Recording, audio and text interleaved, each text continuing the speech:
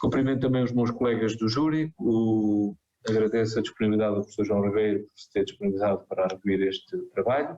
Cumprimento então o meu colega também, Carlos Andrade, e cumprimento toda a audiência e dou-lhes os parabéns por terem vindo a apoiar o vosso colega, acho que fazem muito bem e também é uma forma também de aprenderem como é que as coisas se fazem e prepararem-se para o futuro, não é?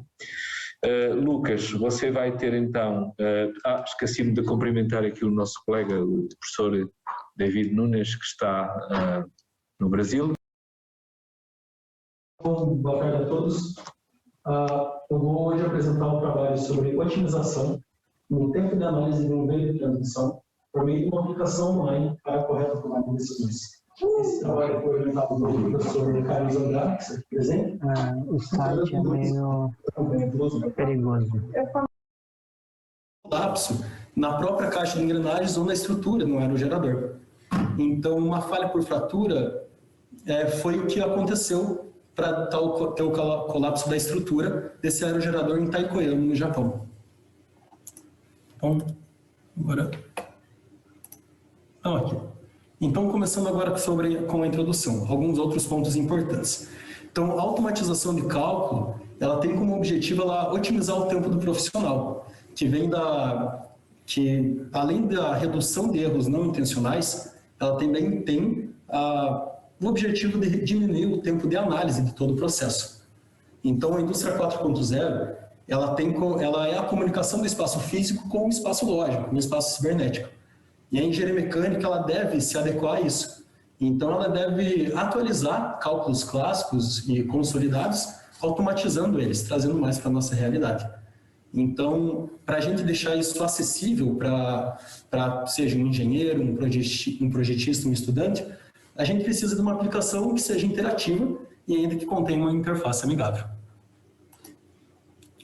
O objetivo geral desse trabalho é elaborar um programa computacional para automatizar a análise do efeito de cargas cíclicas mistas em veios de transmissão de uma caixa de engrenagem no aerogerador. Para isso, critérios e normas referentes aos cálculos foram estudados para propor um modelo prático e seguro da análise de fadiga no elemento. Então, alguns pontos agora sobre a fundamentação teórica. Então, o funcionamento, assim, de maneira geral do aerogerador, ele recebe a velocidade do vento, que gira as pás e o gerador gera energia. A figura direita ela é sobre a curva de potência de um aerogerador. O aerogerador, a partir de uma determinada velocidade do vento, ele mantém a sua geração constante. Essa velocidade nominal ela é aproximadamente 15 metros por segundo, a depender do modelo. Então, na velocidade máxima operacional, o aerogerador ele para de gerar energia, porque aí pode causar sobrecarga em alguns componentes. Agora, sobre os componentes de um aerogerador, a gente vai focar aqui no sistema de transmissão. O mais utilizado hoje é a caixa de velocidades ou a caixa de engrenagens. Então, como que funciona esse sistema de transmissão?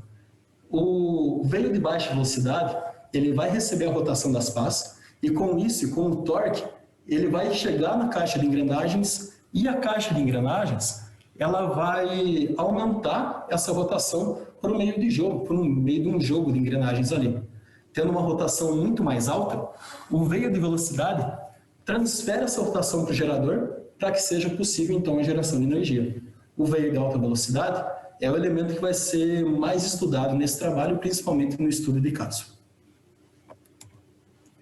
Então, sobre a fratura por fadiga, um dos motivos que ela é tão preocupante é que ela começa por microfraturas e que podem evoluir até causar uma falha súbita.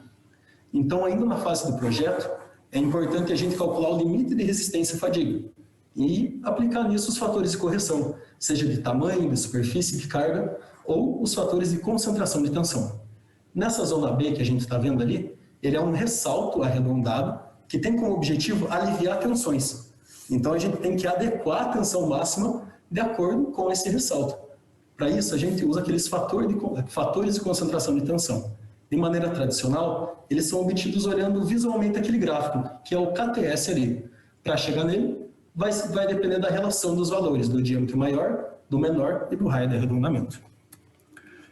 Como um veio ele gira, ele rotaciona, as componentes médias alternadas do torque, elas seguem esse padrão, que é um padrão senoidal, um padrão cíclico, que são as 4 componentes que entram nesse trabalho. A média alternada tanto do torque como do momento fletor.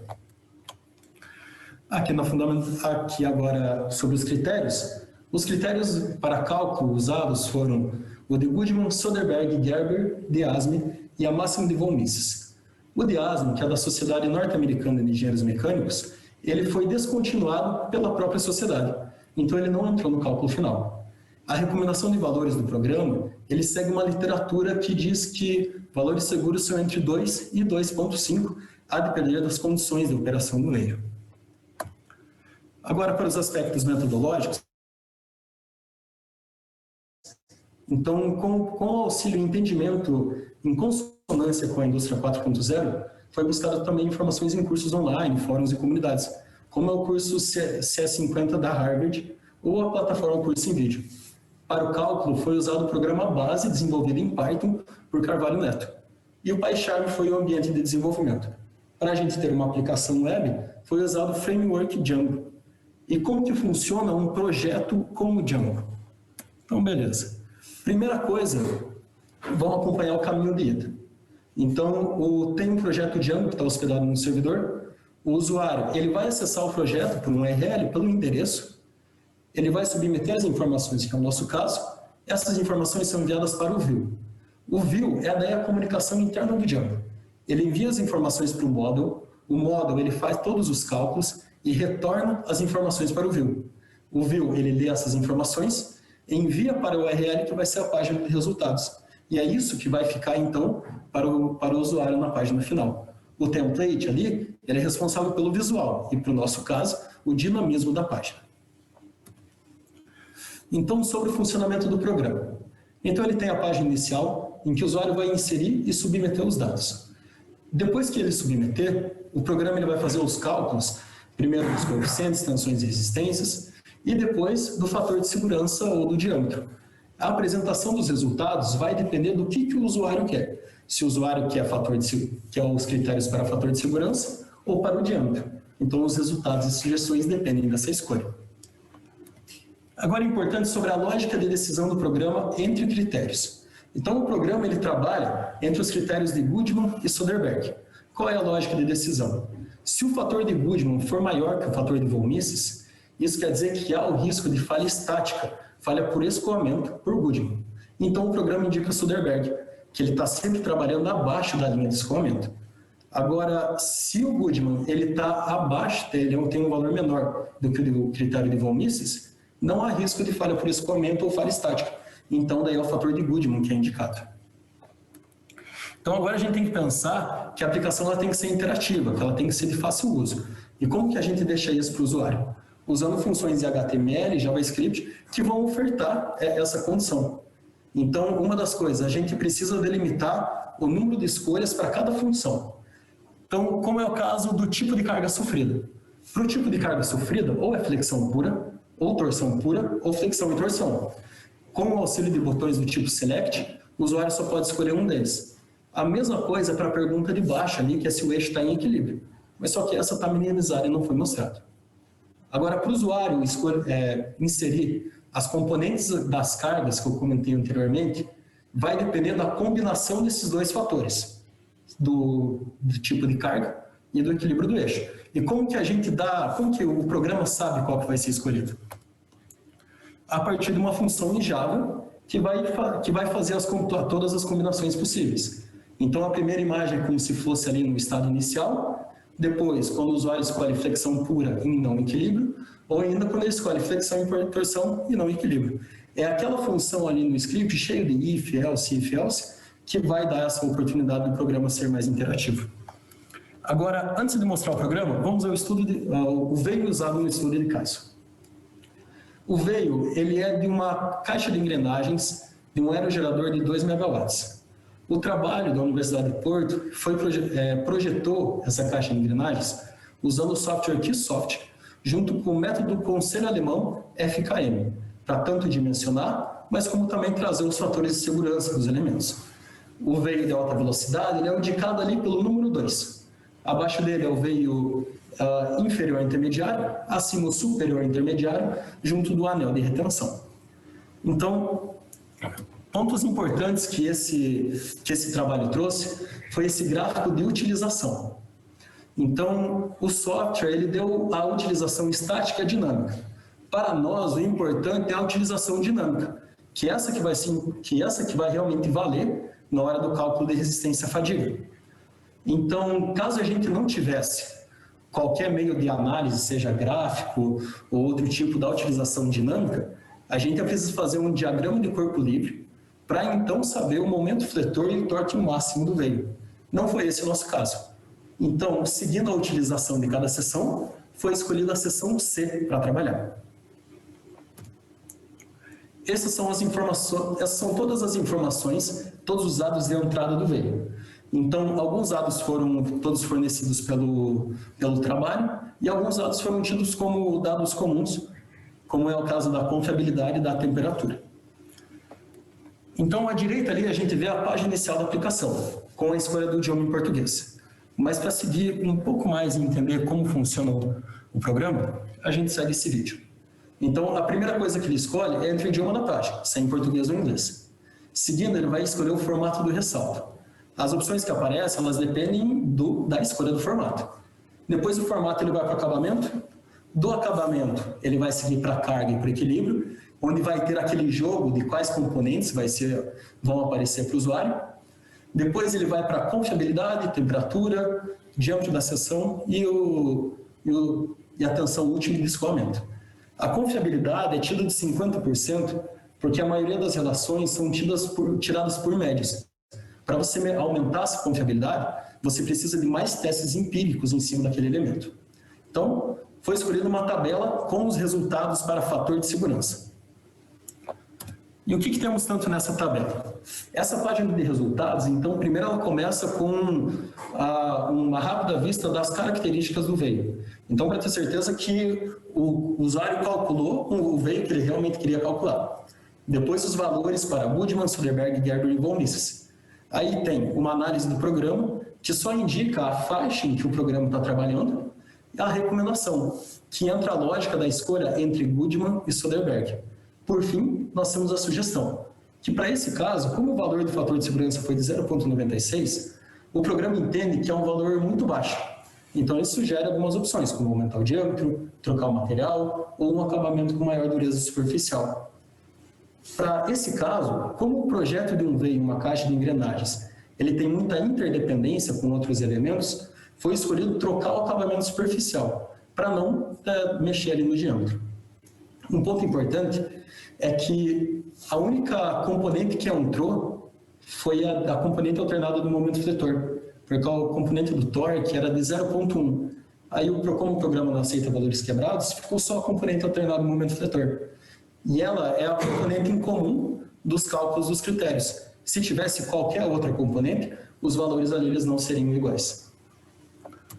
Então, variando todos para diferentes tipos de acabamento, a gente tem que o acabamento com polimento retificado é o que faria o veio entrar na faixa de segurança aprovada pela literatura em que o programa se baseou. Então, agora, eu comentei anteriormente que o outro projeto, ele utilizou um outro método para cálculo do fator de segurança, que foi o método FKM. E dele deu valores bem diferentes. Então, por exemplo, o laminado a quente, em mesmas condições, foi de 2,13, e para Goodman foi 0,96. Tá, e o que isso traz para nós? Então, primeiro que a gente não pode, não dá para comparar diretamente dois métodos que têm modelos de cálculo diferentes. Isso serve sim como um alerta para o engenheiro ou para o projetista responsável para fazer uma outra análise, ou para pontos a levar em consideração. Então, a escolha de qual resultado é do responsável do projeto.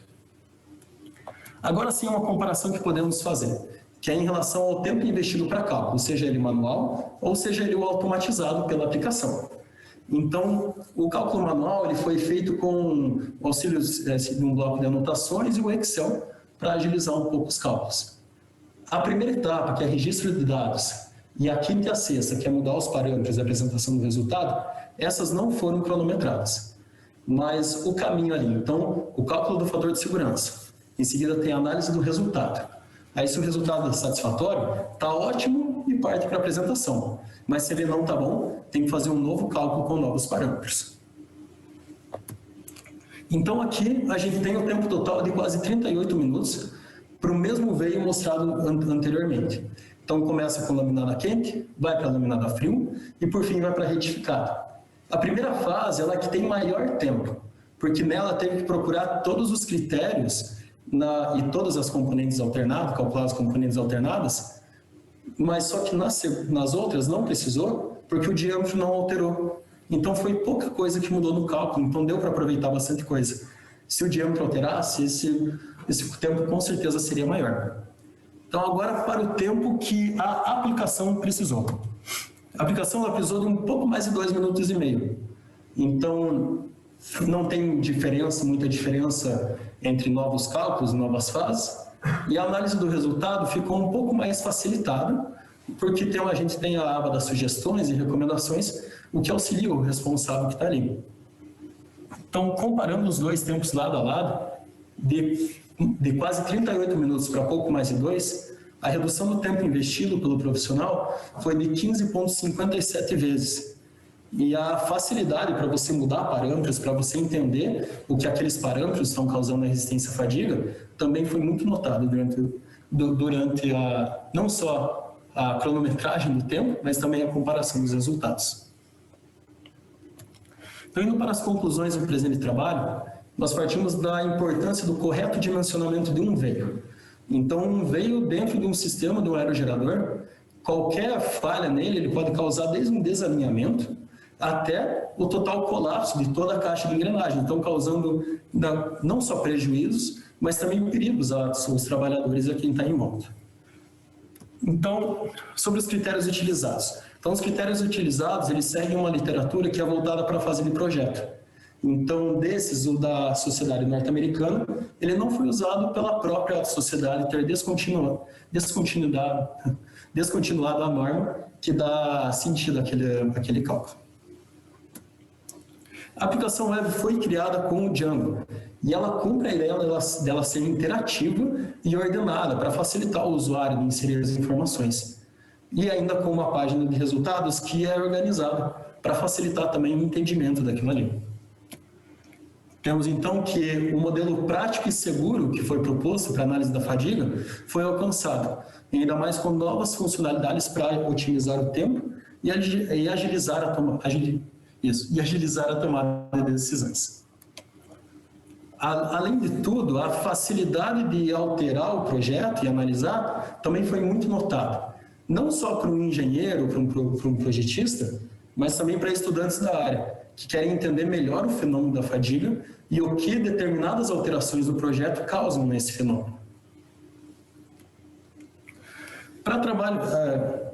Sobre os diferentes métodos, então, mais uma vez, isso serve como sinal de alerta. Então, o método FKM ele segue uma linha de cálculo diferente do método de Goodman, do Soderberg ou de Gerber. Então, isso só reforça o quanto é imprescindível o julgamento humano em cada projeto, em cada resultado.